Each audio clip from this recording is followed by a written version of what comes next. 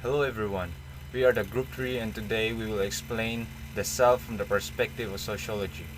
But before we start, take note that this is for educational purpose only. Our group is allowing our instructor, Mr. Ronald Ardines, to use this as an educational material. So without further ado, let's begin.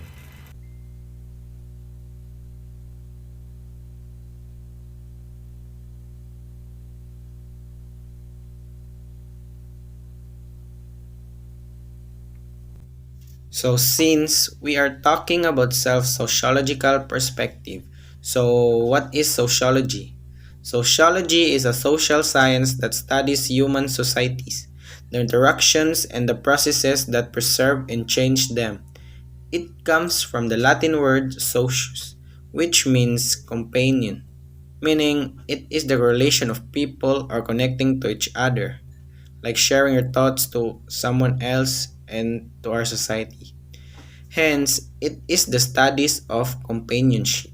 So, we are done in describing what is sociology. Then I will be explaining now what is self and sociological.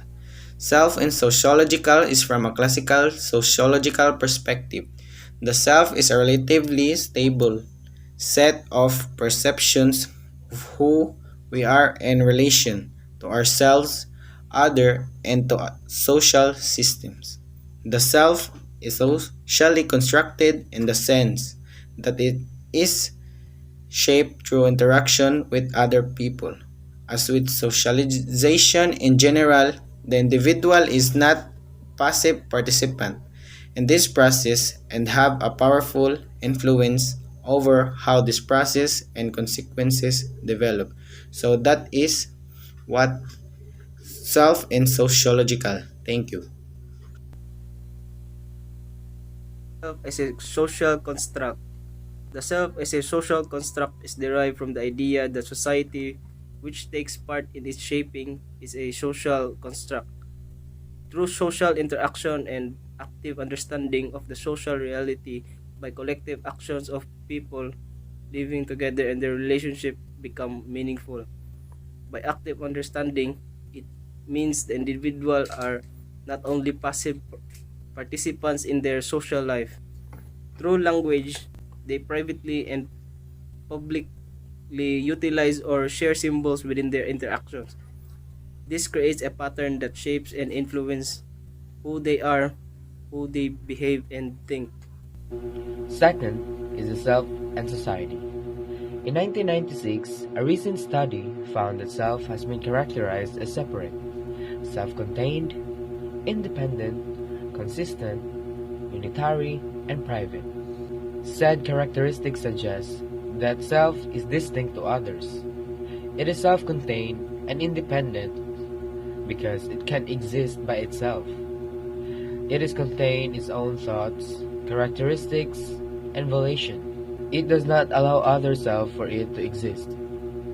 It has a personality that is enduring or persists over time. It is centered on its experiences and thoughts.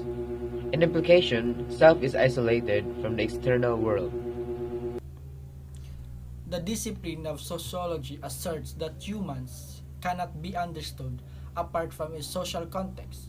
Based on its idea, society is linked to the individual as they are inherently connected and dependent on each other. Society being composed of a large social in the same geographical territory implies that groups who are more or less living together have the same cultures and predisposed to institutions which provide their physical, social, and psychological needs and which maintain order and the values of the culture. It makes us who we are by structuring our interactions and layout as an orderly world before us. As a result, an individual is capable of seeing through his or her experiences and the larger society in which society creates opportunities for him or her to think and act as well as limiting his or her thoughts and actions. Charge Cooley. The concept of the long looking glass self is Adaptedly, he was famous and he is known and accepted by most physiologists and sociologists today.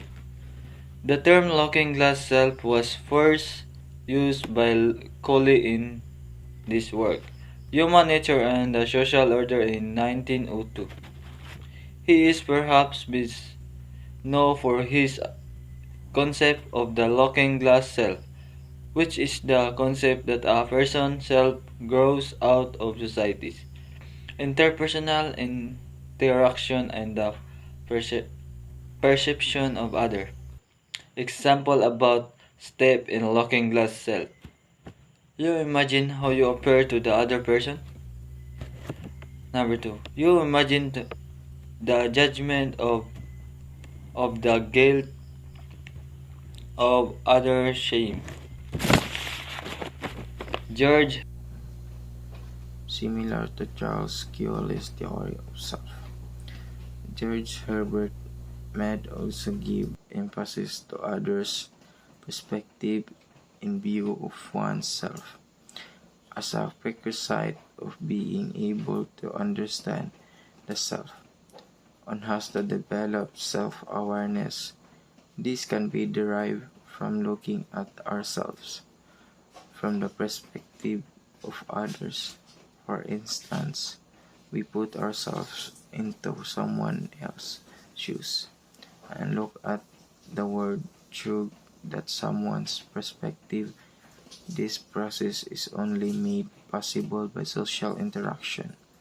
If someone interaction is absent, particularly in one's early experiences, he and she will find difficulty in developing an ability to see him or herself as others would see him or her. According to Med, the self in such case is not being developed.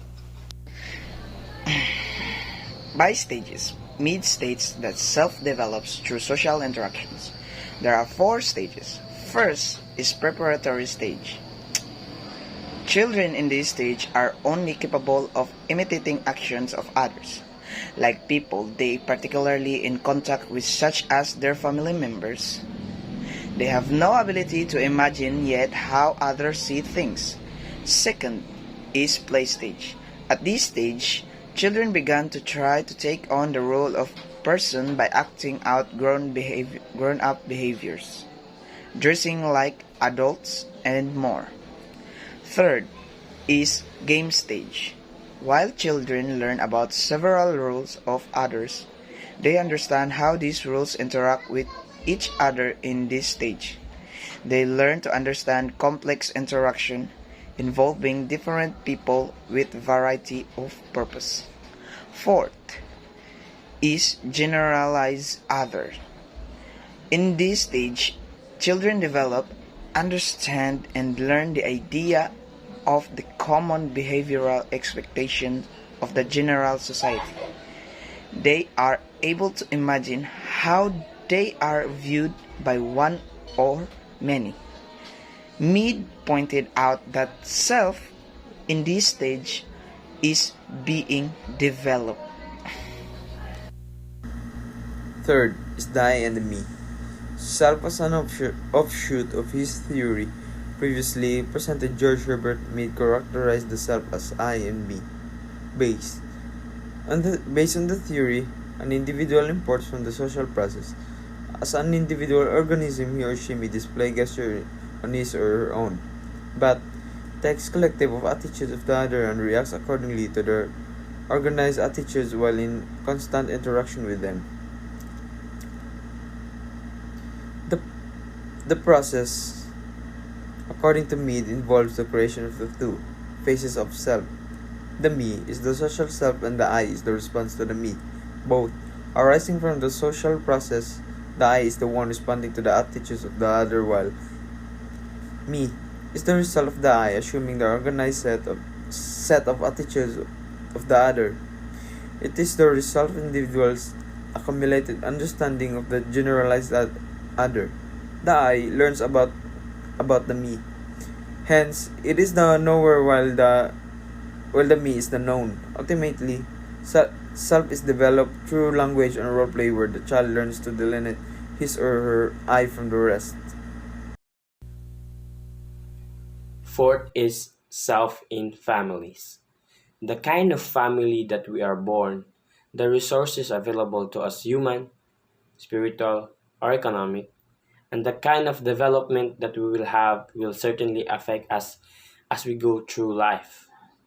As a matter of fact, human persons are the one of those beings whose importance of family cannot be denied. Our family is the one that taught us on how to handle ourselves better. We, if we are handled properly by our family, we define ourselves as good person in despite of encountering a lot of failures. But if we are not handled properly, it's possible that the way we look at ourselves is not good at all. Every human is born helpless or dependent from the external world. The first group that one interacts with and depend for the fulfillment of his or her needs is the family. As the basic social institution, the family is the primary provider or source of a child's needs. It is also the main avenue for teaching young individuals the basic things that they need to learn in order to fit in the society. It has also the capacity to develop or encourage the actualization of one's potential. These are all made possible by way of socialization, whereby one learns basic ways of living, language, values, and etc. By the way of imitating or observing or teaching by an adult member of a family such as a mother and a father. Individual self versus collective self. The individual self is achieved by differentiating from others, that is, if the individual self contains those aspects of the self concept that differentiate the person from the other person as a unique constellation of traits and characteristics that distinguishes the individual within his or her social context. This form of self-representation relies on interpersonal comparison processes and is associated with the motive of protecting or enhancing the person psychologically. We activated the individual self by highlighting participants' unique background, personality, traits, skills, abilities, and hobbies.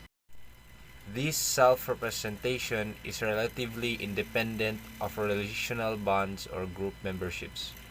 For example, in a basketball team, if it said that he is the best dribbler, best shooter, or any skills that makes him unique from the rest of his team, that is individual self. The collective self consists of those aspects of the self that are based on memberships in social groups or categories. It refers to a perception of self as an interchangeable exemplar of some social category rather than a perception of self as unique person. The collective self is based on impersonal bonds to others that are derived from the shared identification with a social group. For example, in a basketball team, a person may hold a self-definition of being a basketball player or an athlete, which is having similar to other people in basketball team are emphasized, whereas unique characteristics of the person move to the background.